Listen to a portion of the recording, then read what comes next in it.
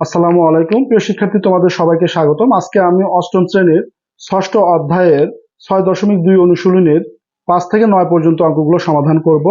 1 থেকে 4 পর্যন্ত এমসিকিউ রয়েছে, এমসিকিউ গুলো আজকের ভিডিওতে আমি দেখাবো না। 6.2 অনুশীলনীর এটাই আমার প্রথম পার্ট। তো চলো কথা না বাড়িয়ে ভিডিওটা শুরু করি। তো দেখো, আমি ইতিমধ্যেই 5 নাম্বার প্রশ্নটা লিখে রেখেছি। এখানে লেখা আছে দুটি সংখ্যার যোগফল 100 এবং বিয়োগফল 20 হলে সংখ্যা দুটি নির্ণয় করো। এখানে সমাধান আমরা করব। তাহলে আমরা ধরে নেব যে ধরি একটি সংখ্যা x, ধরি একটি সংখ্যা x এবং অপর সংখ্যা y, যেখানে x গ্রেটার দেন y, অর্থাৎ y এর চাইতে x টা বড়। এটা আমরা ধরে নিলাম। কেউ যদি y কে বড় ধরতে চায় তাও কিন্তু হবে, কিন্তু বিয়োগফলের ক্ষেত্রে যেটা বড় রাখবো সেটাকে কিন্তু আগে রাখতে হবে। যখন এই যে বিয়োগফলের আমরা শর্ততে যাব, কেউ যদি y বড় রাখে তাহলে কিন্তু তখন y কে সামনে রাখতে হবে। তো দেখো, তাহলে প্রথম শর্ত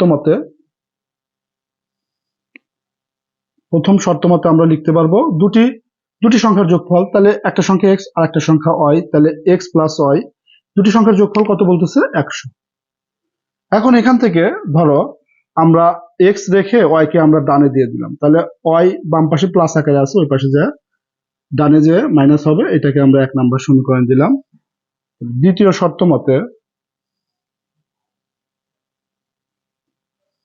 শর্ত মতে আমাদের কি হবে দেখো, বিয়োগফল 20 হলে কাদের? এই যে এই সংখ্যা দুটির।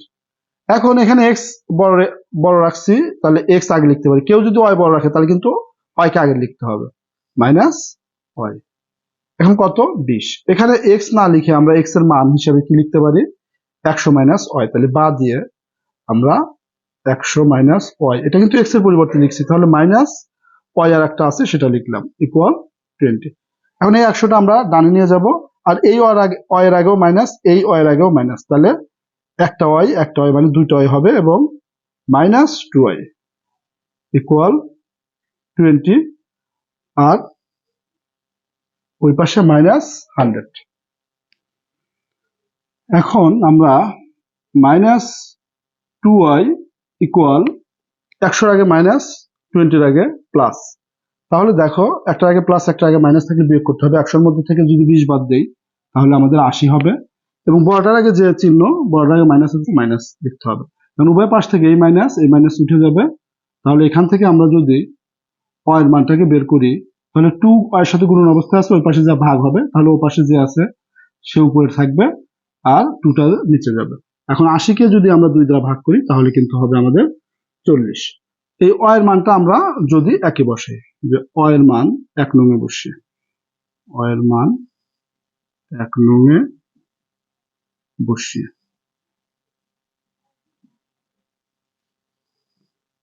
তাহলে দেখো x ইকুয়াল 100 মাইনাস y এর জায়গায় y এর মান 40 বসাবো, তাহলে বিয়োগ করলে আমাদের কত হচ্ছে?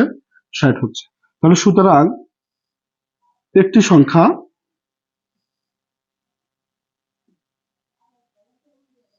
x সমান 60 এবং অপর সংখ্যা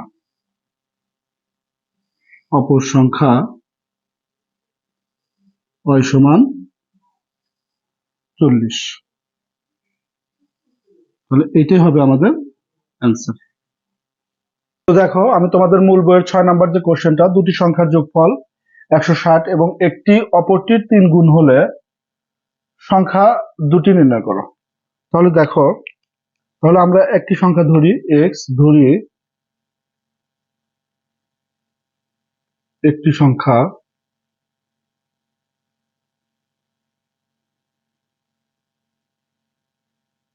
সমান x এবং অপর সংখ্যা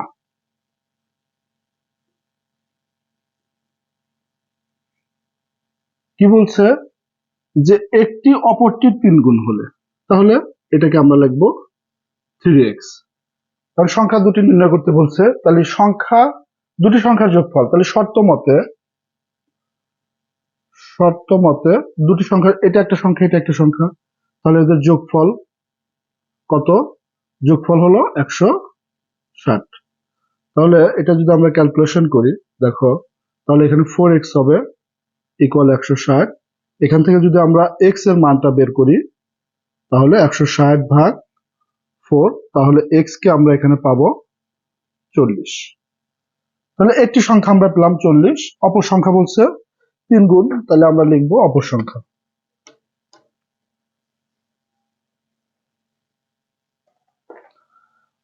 সুতরাং অপর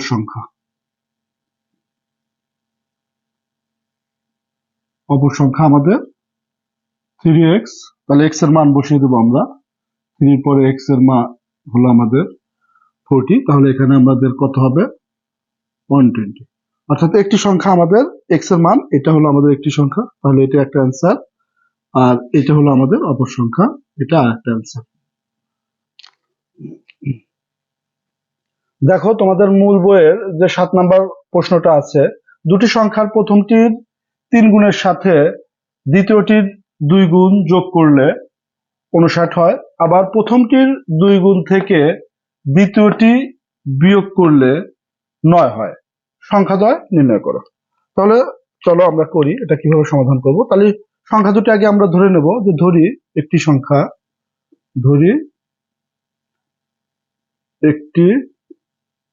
সংখ্যা সমান x এবং অপর সংখ্যা সমান y। তাহলে দুটি সংখ্যার প্রথমটির 3 গুণের সাথে, তাহলে দেখো প্রথম শর্ত মতে আমরা লিখি, প্রথম শর্ত মতে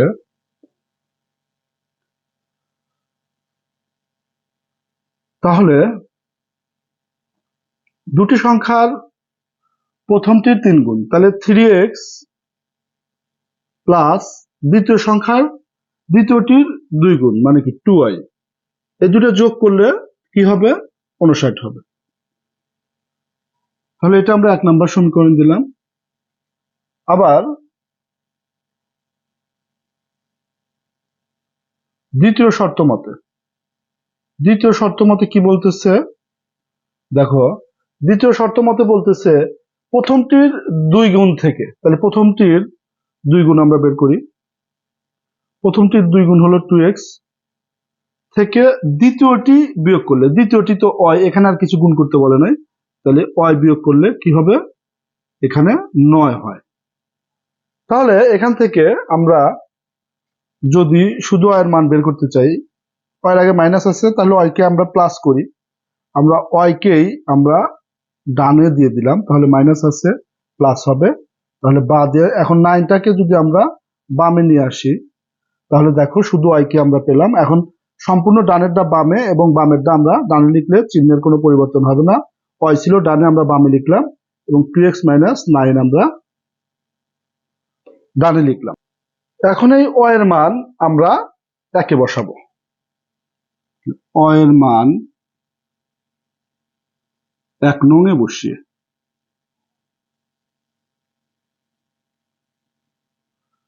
তাহলে y এর মান যদি একে বসাই, তাহলে দেখো 3x প্লাস 2y আছে, y এর পরিবর্তে আমরা কি লিখবো? 2x minus 9 equal 59।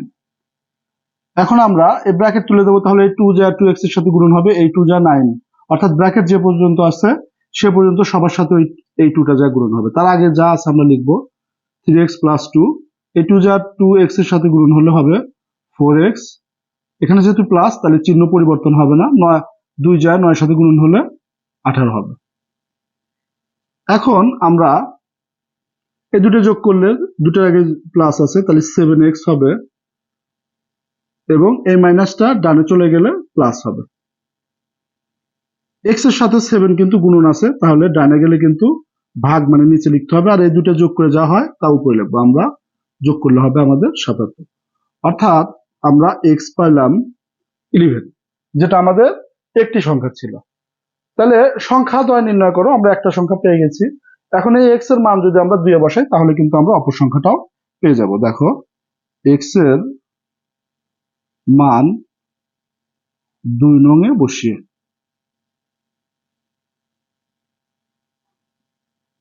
তাহলে এক্স এর মান যদি আমরা 2 বসাই তাহলে y ইকুয়াল 2 গুণন 11 মাইনাস 9। এক্স এর মান বসিয়ে দিয়েছি আমরা, এখানে এক্স ছিল, এক্স এর জায়গায় 11 বসিয়েছি।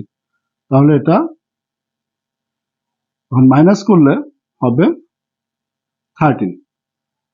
তাহলে দেখো আমাদের সংখ্যাদ্বয় নির্ণয় করো। সংখ্যা আমাদের একটা সংখ্যা 11 এবং আরেকটা সংখ্যা 13। এখন যদি এটাকে আমরা বাস্তবতার সাথে মিলাই, আমাদের রাশির সাথে বলছিল কি প্রথমটির 3 গুণের সাথে দ্বিতীয়টির দ্বিগুণ।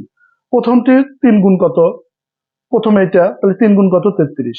দ্বিতীয়টির দ্বিগুণ কত? 26। 33 আর 26 যদি যোগ করি তাহলে কিন্তু 59 হয়। তাহলে প্রথম শর্তটা কিন্তু আমাদের এটা ফিল আপ করতেছে। আবার বলতেছে যে প্রথমটির 2 গুণ থেকে দ্বিতীয়টি বিয়োগ করলে, তাহলে প্রথমটির দ্বিগুণ কত? 22। দ্বিতীয়টি বিয়োগ করলে 22 এর মধ্যে থেকে যদি 13 বিয়োগ করি তাহলে কিন্তু আমাদের 9 হয়। অর্থাৎ দুটো শর্তই কিন্তু এই এক্স এবং ওয়াই এর মান, যে আমরা যে দুটো সংখ্যা নির্ণয় করছি, দুটো শর্তই কিন্তু ফিল আপ করতেছে। তার মানে আমাদের অঙ্ক ঠিক আছে। তাহলে আনসার হবে আমাদের এটা একটা আনসার, এইটা আমাদের একটা আনসার, এবং এটা আমাদের আর একটা আনসার। দেখো এখানে আমি তোমাদের মূল বই যে 8 নাম্বার কোশ্চেনটা, 5 বছর পূর্বে পিতা ও পুত্রের বয়সের অনুপাত ছিল 3:1 এবং 15 বছর পর পিতা ও পুত্রের বয়সের অনুপাত হবে 2:1। পিতা ও পুত্রের বর্তমান বয়স নির্ণয় করো। তাহলে এ ধরনের ক্ষেত্রে আমরা পিতার বর্তমান বয়স এবং পুত্রের বর্তমান বয়স ধরে নেব। ধরি পিতার বর্তমান বয়স,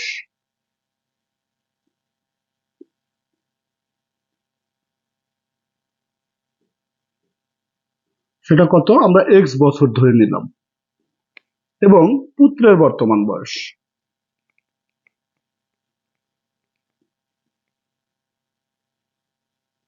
y বছর। এখন বলছে কি যে 5 বছর পূর্বে। এখন যদি ধরো যে আমার বর্তমান বয়স যদি 40 বছর হয়, এখন যদি জিজ্ঞেস করা হয় তোমাদের যে 5 বছর পূর্বে অর্থাৎ 5 বছর আগে আমার বয়স কত ছিল, তাহলে তোমরা কিন্তু অনায়াসেই বলবে যে 35 বছর। কিভাবে পেলে? বর্তমান যে বয়সটা আমার 40, এখান থেকে তুমি 5কে বিয়োগ করে দিছো, তাই না? তাহলে ওই কাজটাই কিন্তু আমরা এখানে করব। যেহেতু পিতার বর্তমান বয়স এক্স, 5 বছর পূর্বে মানে কি যে এক্স বিয়োগ 5 দিতে হবে। তাহলে আমরা লিখব যে সুতরাং 5 বছর পূর্বে পিতার বয়স, 5 বছর পূর্বে পিতার বয়স। তাহলে 5 বছর পূর্বে পিতার বয়স এক্স মাইনাস 5 এত বছর, এবং 5 বছর পূর্বে পুত্রের বয়স, তাহলে y মাইনাস 5।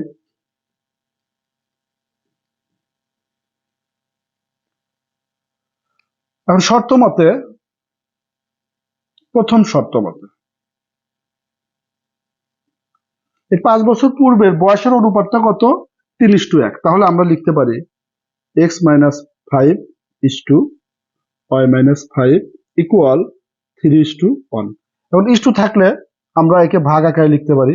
তার মানে x minus 5 divided y minus 5 equal 3/1। এখন যদি আমরা আর গুণ করে দিই, দেখো এই উপরেরটা এই পাশের নিচেরটার সাথে, এই পাশের নিচেরটা ওই পাশের উপরেরটার সাথে, অর্থাৎ x মাইনাস 5 1 এর সাথে গুণন হবে, তো এটাই হবে।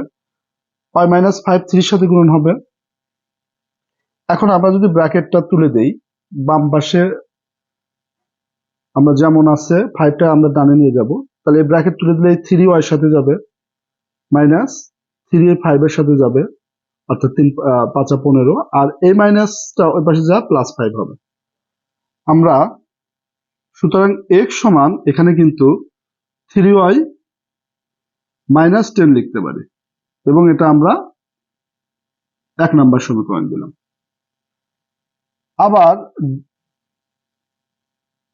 আবার দেখো আমাদের বলছে কি 15 বছর পর পিতার ও পুত্রের বয়সের অনুপাত। এখন আমার বয়স যদি বর্তমান 40 হয়, তাহলে 15 বছর পর যদি বলি যে 15 বছর পর আমার বয়স কত হবে, তাহলে কি 40-এর সাথে 15 যোগ করলে 55 বছর, এটা কিন্তু বর্তমান বয়সের সাথে আমরা যোগ করে পেলাম। তাহলে এই কাজটা আমরা করব যে 15 বছর পর পিতার বয়স, তাহলে 15 বছর পর পিতার বয়স। পিতার বয়স কত? তাহলে এক্স হলো তার বর্তমান বয়স, তাহলে 15 যোগ করে দেব, এবং 15 বছর পর পুত্রের বয়স, তাহলে কি হবে? পুত্রের বর্তমান বয়স হয়, তার সাথে 15 যোগ করব।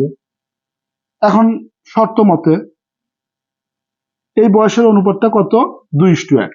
তাহলে x plus 15 is to Y plus 15 equal 2:1। এখন এই ইস্টু ভাবে আমরা ইস্টু আকারে না লিখে আমরা এটাকে ভাগ আকারে লিখবো। তাহলে x plus 15 divided y plus 15 equal 2/1।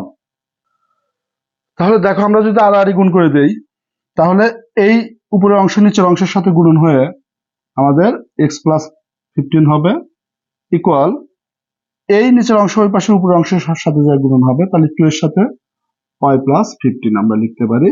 এখন আমরা দেখো এই 1 নম্বর সমীকরণে এক্স এর মান বের করে রাখছি, এক্স না লিখলে আমরা কি লিখতে পারবো? 3y - 10। তাহলে 3y - 10 প্লাস, এটা এক্স এর পরিবর্তে লিখছি প্লাস 15 আছে, সেটা লিখবো আমরা। এখন এখানে ব্র্যাকেট তুলে দিলে 2y প্লাস 30।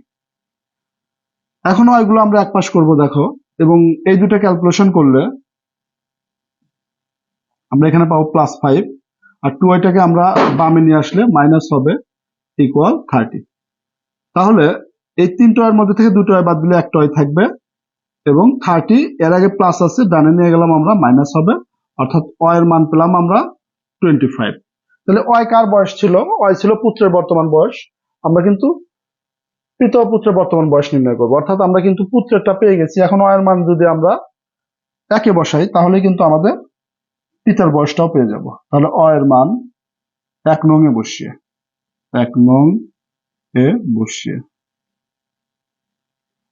তাহলে y এর মান যদি একে বসাই, তাহলে x ইকুয়াল 3 × 25 - 10।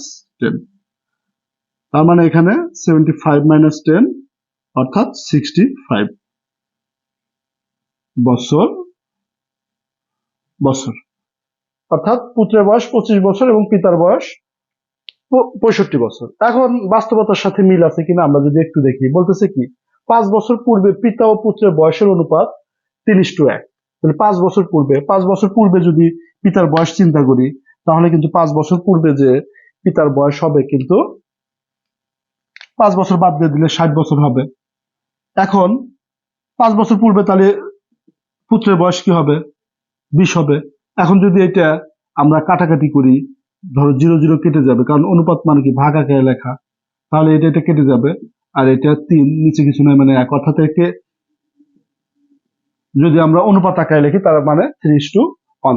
তার মানে প্রথম শর্তটা কিন্তু মিলছে। এখন বলতেছে যে 15 বছর পর পিতা ও পুত্রের বয়সের অনুপাত 2:1 হয়। তাহলে দেখি হয় কিনা। তাহলে 15 বছর পর এখানে যদি 15 যোগ করি, তাহলে হবে 80। 15 যোগ করার পর পিতার বয়স হবে 80 ভাগ 15 যোগ করার পর পুত্রের বয়স হবে 40, 25-এর সাথে 15 যোগ করলে। তাহলে কাটাকাটি করলে কি হয়? উপরে 2 নিচে 1, অর্থাৎ আমরা ইস্টু আকারে লিখলে এভাবে, যা আমাদের এখানে ছিল। অর্থাৎ দুইটা শর্তই কিন্তু এই দুইটা বয়স আমরা যে বের করছি মানে, তার মানে আমাদের অঙ্ক ঠিক আছে। আশা করি তোমরা বুঝতে পেরেছো। দেখো আমি তোমাদের মূল বইয়ের যে 9 নম্বর প্রশ্নটা আছে, কোন ভগ্নাংশের লবের সাথে 5 যোগ করলে এর মান 2 হয়, আবার হর থেকে 1 বিয়োগ করলে এর মান 1 হয়, ভগ্নাংশটি নির্ণয় করো। তাহলে দেখো আমরা ধরি ভগ্নাংশটি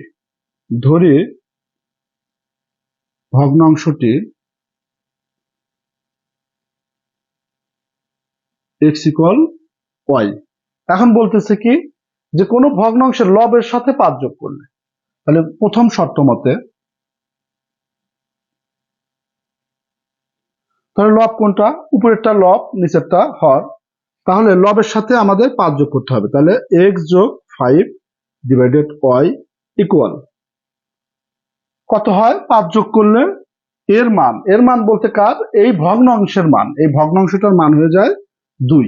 এখন এখান থেকে আমরা যদি ওয়াইটাকে ডানে দিয়ে দিই, তাহলে নিচে আছে মানে ভাগ অবস্থায়, তাহলে ডানে যে গুণন হবে, তাহলে 5টাকে যদি আমরা ডানে দিয়ে দিই যোগ অবস্থায় আছে, তাহলে ওই পাশে যা বিয়োগ হবে। এটাকে আমরা 1 নাম্বার দিলাম।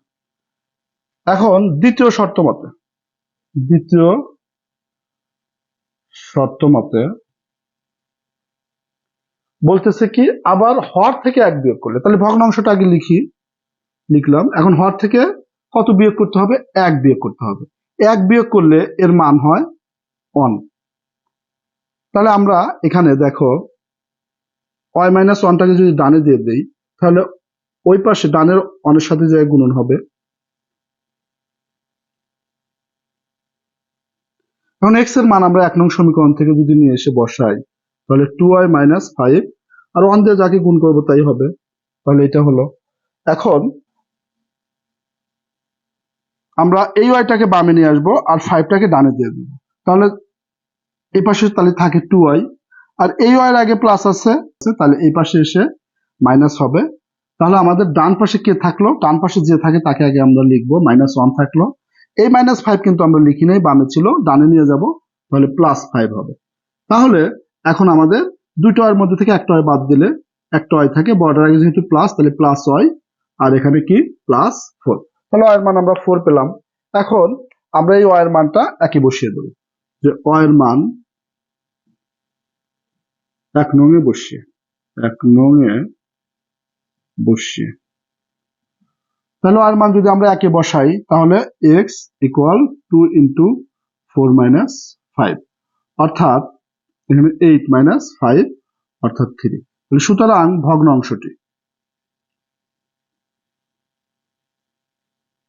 ভগ্নাংশটি আমরা ধরছিলাম কি xy। আমরা কিন্তু এখন x এর মান জানি 3 আর y এর মান জানি 4। এখন এই যে শর্ত বলছিল কি, যে কোনো ভগ্নাংশের লবের সাথে 5 যোগ করলে, তাহলে আমরা যে ভগ্নাংশটা পেলাম এটা যে আমাদের ঠিক আছে, আমরা কিভাবে বুঝবো দেখো। তাহলে ভগ্নাংশটা আমাদের কত পেলাম আমরা? 3/4। কারণ প্রথম শর্তে বলছিল যে লবের সাথে 5 যোগ করলে, তাহলে লবের সাথে 5 যোগ করলাম। তাহলে 5 যোগ করলে লবে কি হয়ে যাবে? 8। 4 নিচে 4 আছে, তাহলে ভাগ করলে 2। এই যে বলছিল 5 যোগ করলে এর মান 2 হয়, তাহলে কি আমরা এই ভগ্নাংশটার মান 2 পেলাম, তার মানে এদিক থেকে এটা ঠিক আছে। আবার হর থেকে 1 বিয়োগ করলে তার ভগ্নাংশটি আবার আমরা লিখলাম। হর থেকে বলছে 1 বিয়োগ করা লাগবে। তাহলে আমরা যদি ক্যালকুলেশন করি, উপর নিচে যখন একই সংখ্যা হয় তার ফলাফল কিন্তু 1 হয়। বলছিল হর থেকে 1 বিয়োগ করলে 1 হয়। তার মানে আমরা যে ভগ্নাংশটি পেয়েছি সে ভগ্নাংশটি আমাদের রাশির যে দুটো শর্ত ছিল সে দুটো শর্তই কিন্তু পালন করে বা মেনে চলে। অর্থাৎ আমাদের অ্যান্সার যে সঠিক হয়েছে সেটা কিন্তু আমরা একটু ক্রস চেক করলে বুঝতে পারবো। তো প্রিয় শিক্ষার্থী, আজকের ভিডিওটি আমি এখানে শেষ করব। যদি ভিডিওটি তোমাদের ভালো লেগে থাকে অবশ্যই ভিডিওটিতে একটি লাইক দেবে এবং শেয়ার করে বন্ধুদের মাঝে ছড়িয়ে দেবে। আর চ্যানেলটি সাবস্ক্রাইব করে পাশে থাকা বেল আইকনটি অন করে দেবে। তো দেখা হবে পরবর্তী ভিডিওতে। সে পর্যন্ত সবাই ভালো থাকো, সুস্থ থাকো। আল্লাহ হাফেজ।